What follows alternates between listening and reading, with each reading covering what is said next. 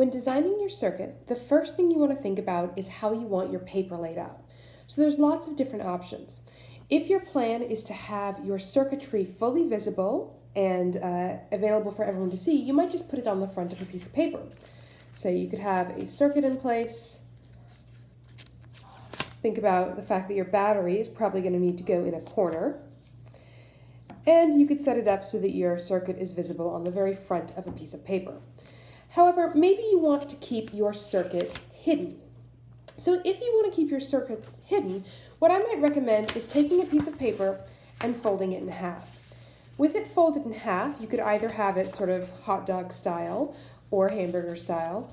And if it is opened up, you could place your circuit on the inside right panel. And what that'll do is it'll allow your lights to shine through the front of a card. So if I have a light on the inside, I don't want it on this left panel. I want it on the right-hand side. That way the light will be able to shine through the front of the card. If I wanted to include a drawing, what I might do is first think about where I wanted my lights. So say I decide, I want to have lights here and here. And then I would try to carefully mark those spots on the inside of my paper. Know that when you do this, you're going to make some mistakes. It's not going to be perfectly positioned. So do your drawing in pencil first, sketch it out, plan where you're going to put your lights, and then expect to redraw things once you've got the lights in place to make it so that they actually fit. One common mistake that I'll see people do is they'll plan to have something where the light shines through the inside of the card, and they'll end up placing their lights here on that left panel. And if that happens, what ends up occurring is the light actually shines through the back of the card, and you don't really get a good, clear image of the light. Another thing to think about with your paper circuit is where you're going to place your battery. You always want to start by thinking about that. Typically speaking, you're going to want to place your battery in a place where you can access both the top of the battery and the bottom of the battery. So, for example, I could have my battery in a corner with a fold. That is one really common way of doing it.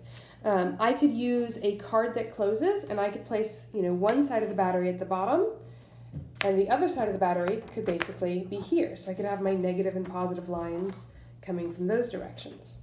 So think about the fact that your battery is a three-dimensional object. It has a top and it has a bottom, and you really need to think about how each of those sides is going to be connected to your circuit. What doesn't work is if your battery is in the middle of your circuit. If you want to do something like that, you're going to need to craft a pocket to place the battery in that'll allow you to actually access the top of that battery. Those tend to be a little bit finicky, so be careful with that. Let's talk about how we are going to design a circuit. So once you've figured out your layout, so in this example, I'm going to do it on the inside here, inside right, so that my lights can shine through the front of the page.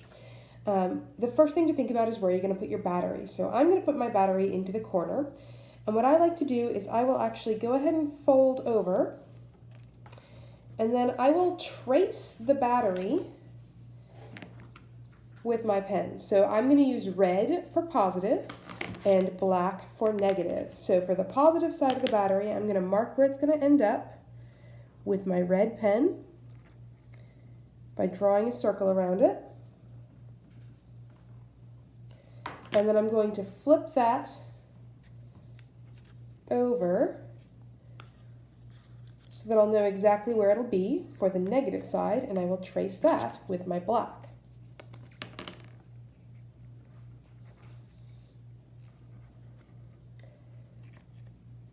So when we are designing these things, we're going to be drawing our lines out with the black being the negative and the red being the positive.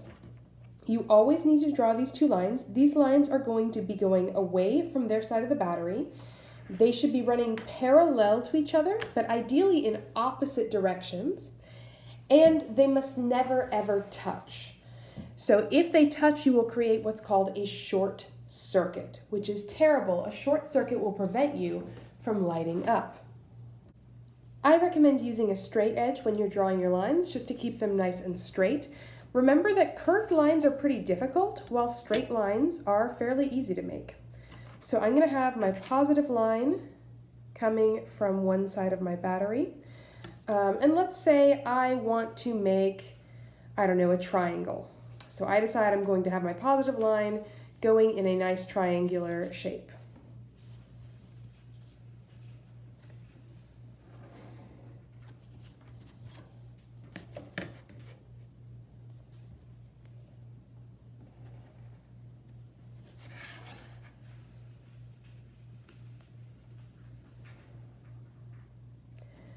I want you to notice that these lines don't return to the battery, they dead end. Now I'm going to take my negative line and it's going to come up and be parallel to the positive, but I'm going to try to have it running the opposite direction. That'll just make life a little bit easier.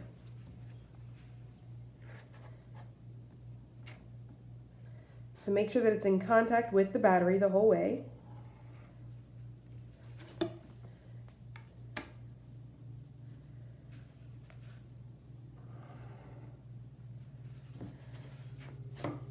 So here I'm drawing my negative line.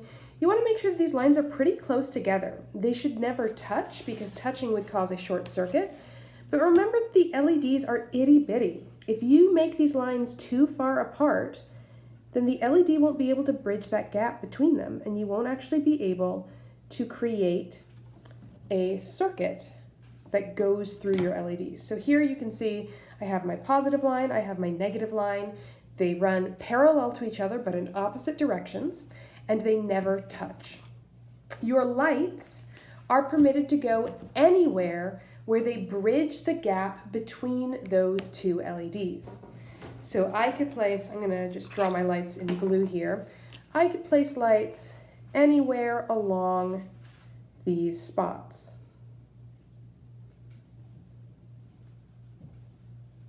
So anywhere where it bridges the gap between the positive and negative lines will work. Now, a couple things that are important to know.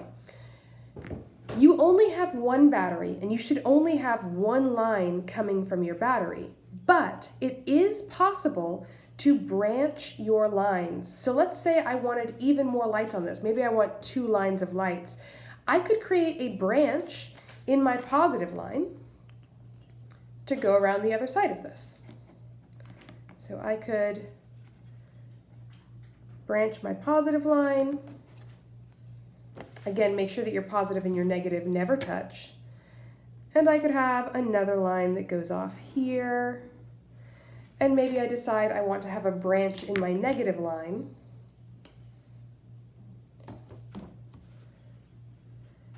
And I could extend my negative line up this way.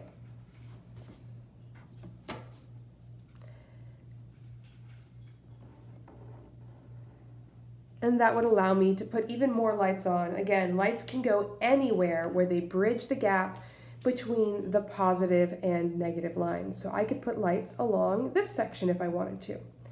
So you can have lights anywhere where they bridge the gap between the positive and the negative line. You can create branches in your line. You can add in switches or buttons wherever you like. One other technique that you might want to do is maybe you need to have your lines cross. For example, maybe I want to have something over in this section of the paper and I need my red line to go over the black line. What I could do is first I could lay down my copper tape for this black line, and then I could take some Scotch tape and I could use that Scotch tape as insulation.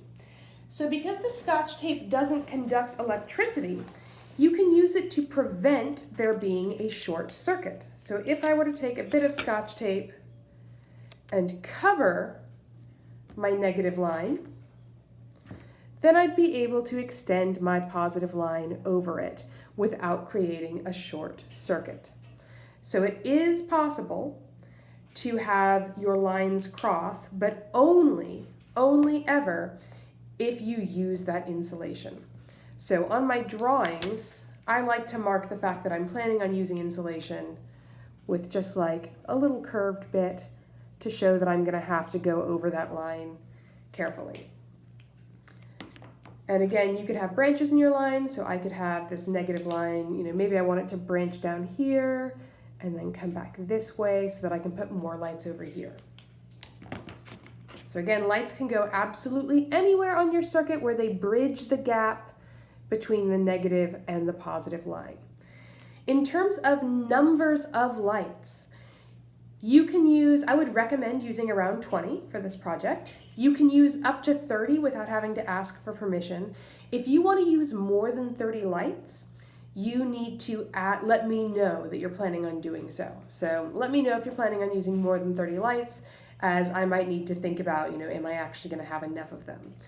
Additionally, I want you to remember that you can only have lights of a single color lit up at once. So only lights of a single color lit up at once. Otherwise, you're likely to run into situations where one of the color lights either won't light up at all, or where one of the color lights will be really dim while the other one is bright. So your next task is going to involve coming up with a plan and drawing that plan out. Your plan needs to show where your battery is going to be. Your plan needs to have your positive line in red. It should have your negative line in black. You should show any buttons or switches that you're going to have on this line. Just make it clear that you're planning on doing that. And your first step is going to be to come up with a design idea and get it down on paper and then show it to me so that I can approve it.